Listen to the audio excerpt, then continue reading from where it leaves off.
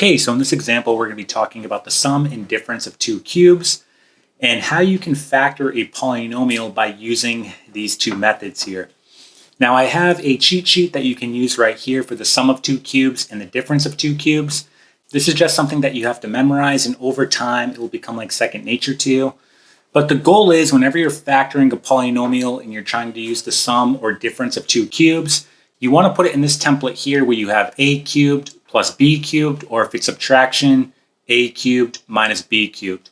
All right, so why don't we go ahead and take a look at our first example, and we'll talk about how we're going to factor using these methods. So here's our first example, and you can see that I'm dealing with a sum, okay? So I have a cubed plus 1, and I wrote down the templates down here in case you forgot what they are. That way you can refer to them as we go through the video.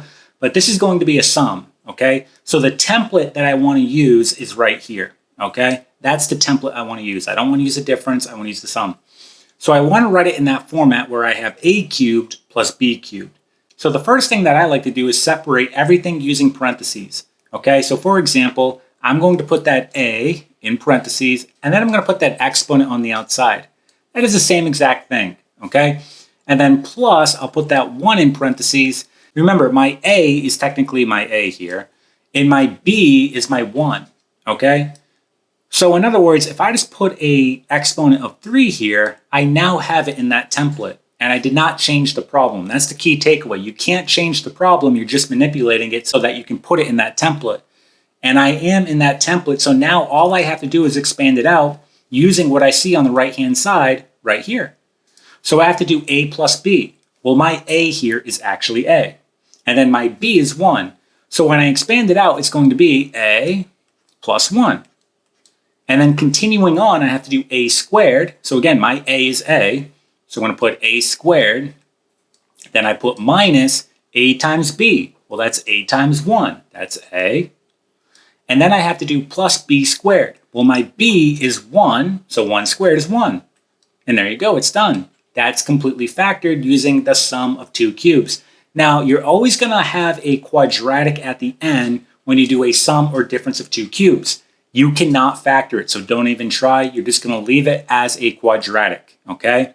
So this right here is going to be your final answer. Okay, so again, that quadratic on the end that you're always going to be left with, you cannot factor it. You're never going to be able to factor it. So leave it in this format here. Okay, let's try another problem. So here's another example. We're dealing with a difference now. And I want to put it in this format down here where I have a cubed minus b cubed. So again, down here, this is what I'm looking at, this part here. So how do I write it in that format? Well, again, I'm going to separate everything using parentheses first. So in parentheses, I'm going to put x, and then I'm going to put the exponent of 3 on the outside. That is the same exact thing. Then I'm going to put minus, and now how can I rewrite that 8 so that it's cubed? So in other words, what number when I cube it will give me 8? Well, that's going to be 2. 2 cubed is 8, so what I'm going to do here is put 2 in parentheses, and then the exponent of 3 on the outside. And so now, looking at that template, my a is going to be my x, and my b is going to be my 2. Okay? So now all I have to do is expand it out. I'm going to do a minus b, and for me, that's going to be x minus 2. So x minus 2. Then I have to do a squared. Well, my a is x. So x squared. Then I put plus a times b. That's going to be 2x. And then I have to do b squared. So b squared here, that's going to be 2 squared, so I get 4. So plus 4, okay? And that's done. Okay, so that's completely factored. All right, let's try 2 more problems, and they're going to be a little more challenging. So here's my next example, and you can see that I'm dealing with a sum here, okay? What if I factor out a 2 between both of my terms here, because they both have a 2 in common? So let me try that. I'm going to factor out a 2. And then I'm going to be left with x cubed plus 64, okay? So this 2 that we factored out is just going to come along for the ride. When I write out the complete factorization, that 2 will just go at the beginning or at the end, wherever you want to write it. So now the part in question is going to be this part right here. Can I factor that using a sum of two cubes? Well, let's go ahead and try. So I'm going to go through the same process where I put everything in parentheses. I'm going to put x in parentheses, and then I'm going to cube it. And then plus, And so what number, when I cube it, will give me 64? Well, that's going to be 4. So 4 goes in parentheses, and then I put the exponent of 3 on the outside. Now I'm ready to go ahead and factor that.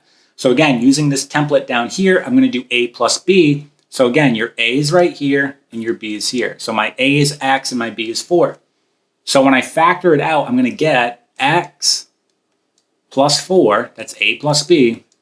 And then I have to do a squared, so x squared, minus a times b, that's going to be 4x. And then I have to do b squared, so that's going to be 4 squared, I get 16, so plus 16, okay? And then I just take this 2 that I factored out at the very beginning and I put it right at the beginning of my complete factorization, so right here is fine, okay? Just like that. And this problem is now done, okay? All right, let's go ahead and try one more example. So here's my last example. You can see that I'm dealing with subtraction, meaning I'm dealing with a difference.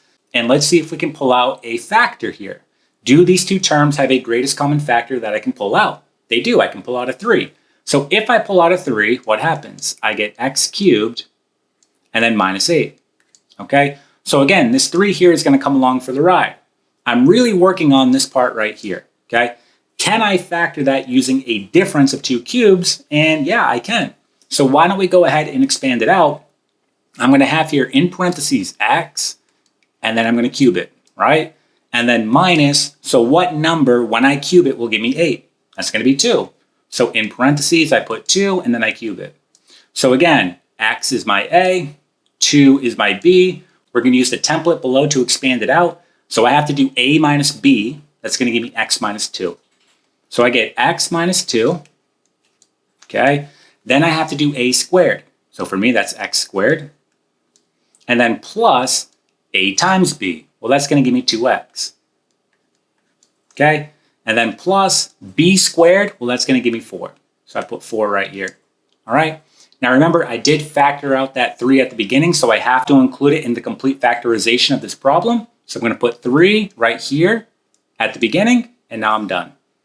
All right, so there it is. That problem is completely factored. All right, so that is the sum and difference of 2 cubes. It's pretty straightforward. Just remember to get it in the correct template before you try to expand it out. And also remember, you may have to factor out a greatest common factor at the beginning in order to make the problem work, okay? So that's it. So I hope that you gained something from the video. I hope that you learned something. If the video did in fact help you, if you could just go ahead and give it a thumbs up, that would be greatly appreciated. Also, make sure you subscribe to this channel. That way you get more math videos in the future, and I'll see you in the next one.